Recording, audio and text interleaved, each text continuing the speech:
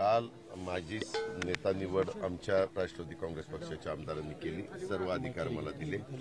मला वाटतं एकनाथराव शिंदेची नेता निवड काल संध्याकाळी केली, त्यांना सर्व अधिकार दिलेले आहेत। आता भारतीय जनता पक्षाचे त्यांनी नेता निवड काय करायचं काय नाही त्यांचं काहीतरी ठरलेलं असेल। आज तो मोठा पक्ष तिथं आहे आणि त्याच्यामुळे आम्ही नंतर तिघही एकत्र बसू, वरिष्ठांशी त्या बाबतीमध्ये सगळ्यांशी आमच्या सहकाऱ्यांशी चर्चा करू, वरिष्ठांशी चर्चा करू आणि राज्याला अतिशय मजबूत अशा प्रकारचं स्थिर सरकार आणि खूप लोकांच्या अपेक्षा आमच्याबद्दल वाढलेल्या आहेत।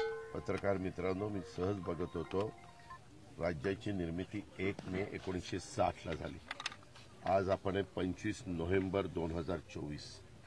ह्या कारकिर्दीमध्ये जेवढ्या निवडणुका झाल्या त्याच्यामध्ये जास्तीत जास्त जागा ज्यावेळेस काँग्रेस पक्ष मजबूत होता तेव्हा 222 पर्यंत गेलेलो होतो। आज तो आकडा 232 ते 33 पर्यंत पोहोचलेला आहे। महाराष्ट्राच्या इतिहासामध्ये एखादी युती, एखादी आघाडी, एखाद्या अशा पद्धतीनं एवढ्या मोठ्या प्रमाणावर यश मिळालेलं चित्र आपण पहिल्यांदाच बघतोय। वेगवेगळ्या लाटा आल्या, इंदिराजींची लाट आपण बघितली, मोदी साहेबांची 2014ची लाट आपण बघितली, आपण त्या ठिकाणी राजीव गांधींची पण लाट त्या बाबतीमध्ये बघितली, अनेक मान्यवरांच्या लाटा आपण बघितल्या। परंतु यावेळेस महाराष्ट्राने वेगळंच काहीतरी ठरवलेलं होतं। आम्ही योजना चांगल्या दिल्या, केंद्र सरकारने आम्हाला, मोदी साहेबांनी त्याच्यामध्ये मनापासून मदत केली।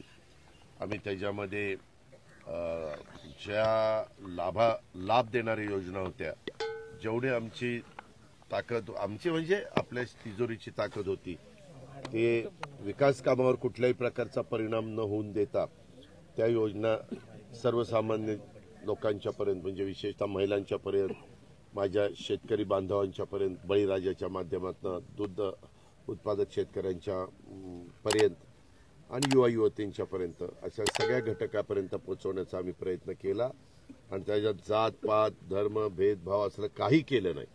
सगळे जे त्याच्यामध्ये बसले, जो काही आम्ही त्यांना हे लावलं होतं, दंडक लावलेलं होतं, त्या दंडकाप्रमाणे जे जे बसले त्या सर्वांना आम्ही ह्या योजनेचा लाभ दिला आणि त्याचाही आम्हाला जनतेने, मतदारांनी खूप चांगला प्रतिसाद